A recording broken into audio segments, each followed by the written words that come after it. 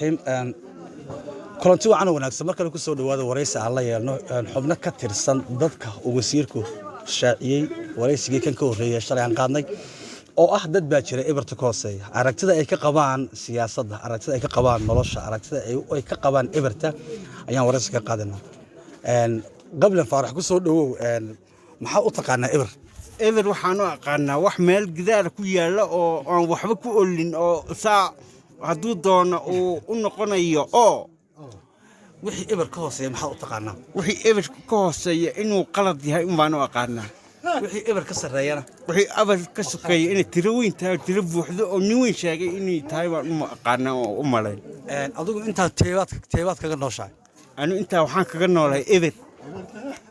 waayahay dadka ibarta ka sareeya maxaad u diraysaa fariin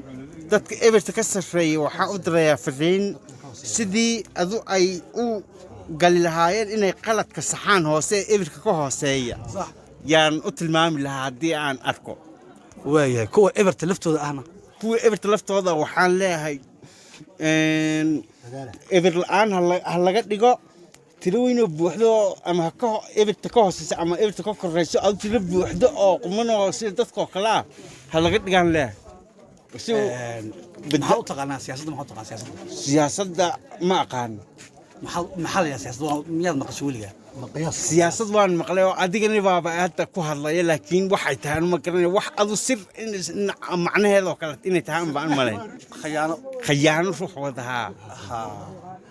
marka yaad siyaasiyiinta yaad u taqaanaa siyaasiyiinta waxaan u aqaanaa ninka bulshaawiga ee arrimada sameeya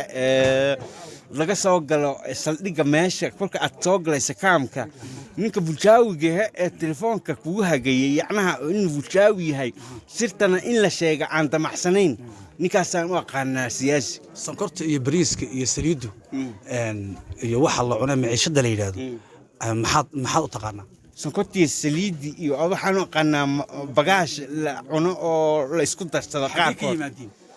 xaggaa iyo berberi iyo somalilan iyo xaggaasay ka yimaadaan waa maasantahay waayo qabla faarax imika laga bilaabo fasax baa tahay maxaad soomaalida u faraysaa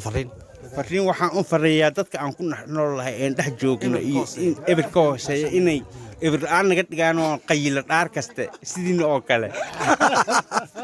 waayo